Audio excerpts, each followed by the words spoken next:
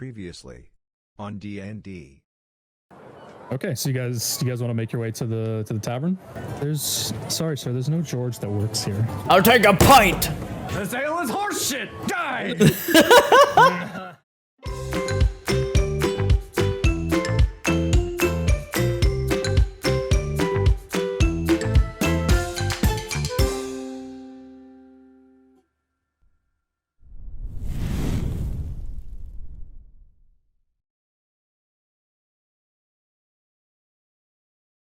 This man has information that I need, that I require, and unfortunately he was apprehended before that information could get back to me. So the corporation, so you're telling me the corporation doesn't want to get their hands dirty, so we get our hands dirty for them? The corporation has different levels to it, and based on your performance today, and with the recommendation of my colleagues, we can get you well suited and established within our ranks. But alas, unfortunately, you're correct. There are people beneath me, that would be you, and there are people above me, the ones that are not here in this swamp shithole running errands for the higher-ups.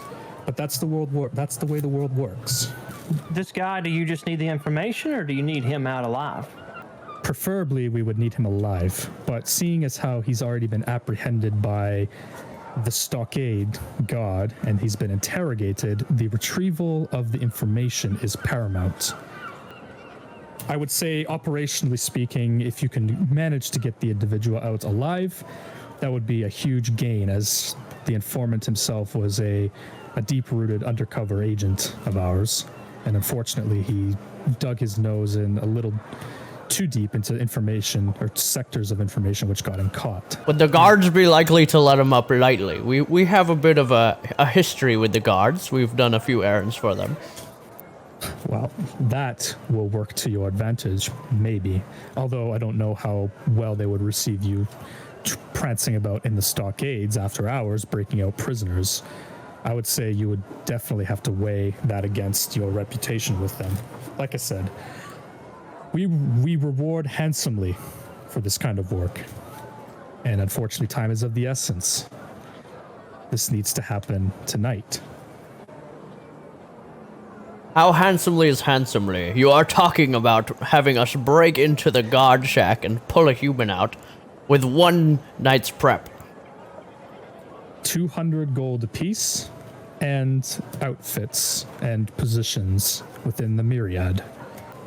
Joltik, you've heard of the Myriad. You haven't actually seen or done business with them. They are an underground foreign crime syndicate that operates mainly in cells throughout the province of Taldore. They are not native to this land, but they are very well established as of the last 50 years. And the only reason, that's the only thing you know about them, is that they don't really come up for air. But you've heard of them in passing. Okay, so I realize that this is a pretty big opportunity, actually. Yeah, the fact that the fact that he mentioned the word Myriad is you don't even hear that in conversation. People don't say, "Hey, do you want to join the Myriad?" unless they're throwing around drunkenly. That's not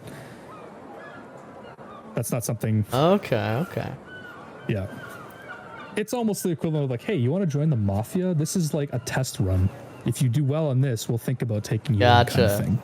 So I want to throw a look over at what's your name now? At Amber. And my eyebrow goes up, because I'm when I hear the name and I'm trying to pass to you a little bit that, oh hey, this is something that even I know, it's piqued my interest, and I want to say, all right, we'll take the deal. So as you guys accept the offer, he says, wonderful. And he says, now I realize the circumstance of this operation are very last minute. So I brought along some of our personnel to assist you on this endeavor. So Illusions, did you need that guy? What the hell is wrong with you? No, you didn't. No, you can take him. Go nuts. Perfect. Mike, what's your character's name? Dawn. Dawn, okay. Let me add this to you real quick. So, Dawn, you are actually in basically a different planar dimension. Okay. You're hanging out with me at my patron's well of, we'll call it the well of fun. Okay. And I happen to have a drunk man who literally can't see 2 feet in front of him. Screaming, by the way. No, he's going insane. Anyway, so I have him by the collar. And I say, this is my patron. And I don't have his name on my character sheet, and I know you've told it to me. It's What is Zeratul. it? Zeratul. is- Zeratul. Yeah. And for me, this is how it works. And I push the guy into the well. So Mike, so this man is screaming. He's like losing at the top of his lungs. His eye, like you can see, or does he have that sight? Yeah, he's got his whatever it's called. Devil sight. Yeah, so you can see inside this plane. So yeah, everything is.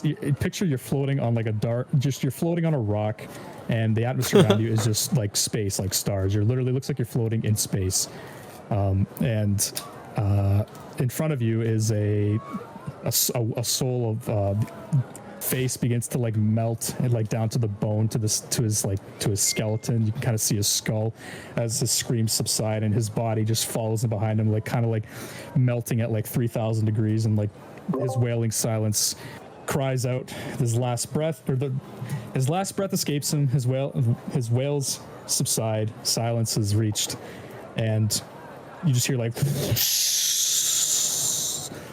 And you just hear a chuckle. Jesus Christ! Just kind of like, and it slows off into like a whisper.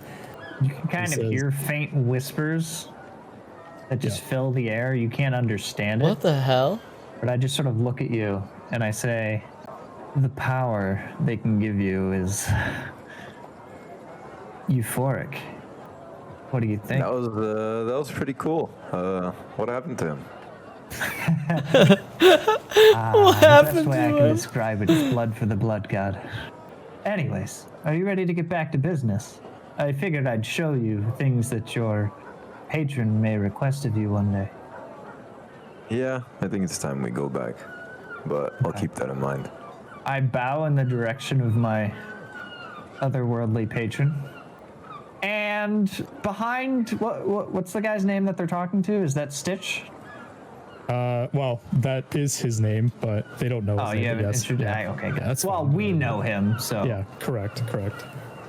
So you guys just see basically a rip in. There's just a giant rip in space right behind him. And I sort of gesture for Dawn and I say, after you. Wait, we see it? Yeah, this would be right after he said his associates. Yeah, so behind him, you just see like this. You can actually see and hear.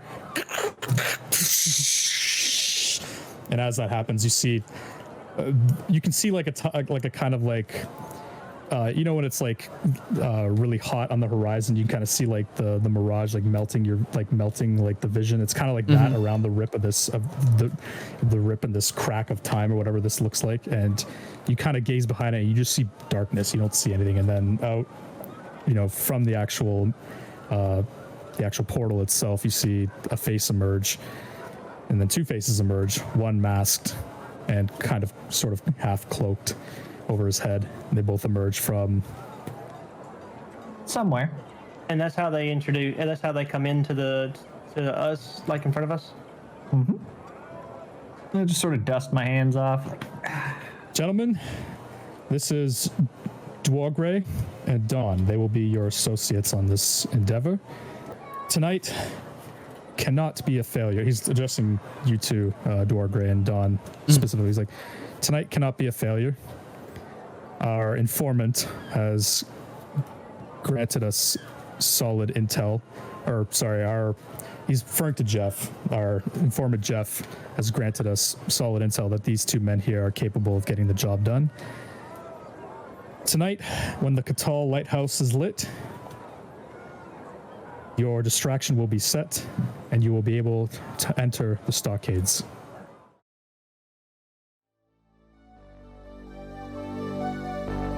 Fill me out with your smile. Now the sunshine brings the light. Fill me out with a flame. I will let you